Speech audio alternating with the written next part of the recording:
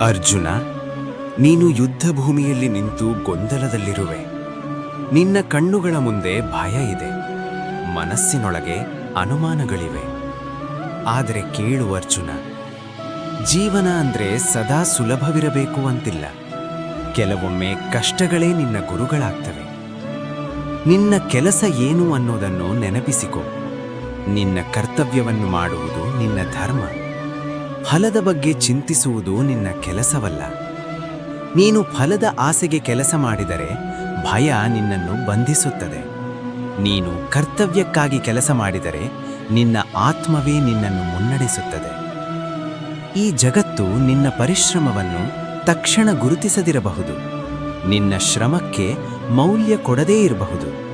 ಆದರೆ ಸಮಯ ಎಲ್ಲವನ್ನೂ ನೆನಪಿಟ್ಟುಕೊಳ್ಳುತ್ತದೆ. ಅರ್ಜುನ, ನಿನ್ನ ಕೆಲಸವನ್ನು ನೀನು ದೇವರಿಗೆ ಅರ್ಪಿಸಿದ ಪೂಜೆಯಂತೆ ಮಾಡು. ಯಾವ ಕೆಲಸ ಸಣ್ಣದು ಅಂತ ಅಂದುಕೋಬೇಡ. ನಿನ್ನ ಮನಸ್ಸು ಶುದ್ಧವಾಗಿದ್ದರೆ ಪ್ರತಿ ಕಾರ್ಯವೂ ಮಹತ್ವದ್ದು. ನಿನ್ನ ಶಕ್ತಿ ಕಡಿಮೆ ಅನ್ನಿಸಬಹುದು, ನಿನ್ನ ದಾರಿ ಕಠಿಣವಾಗಿರಬಹುದು. ಆದರೆ ನೆನಪಿಟ್ಟುಕೋ, ನಿನ್ನ ಜೊತೆ ನಾನು ನಿಂತಿದ್ದೇನೆ. ನೀನು ಸೋಲ್ತೀಯಾ ಅಥವಾ ಗೆಲ್ತೀಯಾ ಅನ್ನೋದು ಮುಖ್ಯವಲ್ಲ. ನೀನು ನಿನ್ನ ಕರ್ತವ್ಯವನ್ನು ಸಂಪೂರ್ಣವಾಗಿ ಮಾಡಿದೀಯಾ ಅನ್ನೋದು ಮುಖ್ಯ. ಪರಿಣಾಮಗಳ ಭಯದಿಂದ ಮುಂದೆ ಹೋಗದೆ ನಿಂತರೆ ನಿನ್ನ ಶಕ್ತಿಯನ್ನು ನೀನೇ ಮರೆತಂತಾಗುತ್ತದೆ.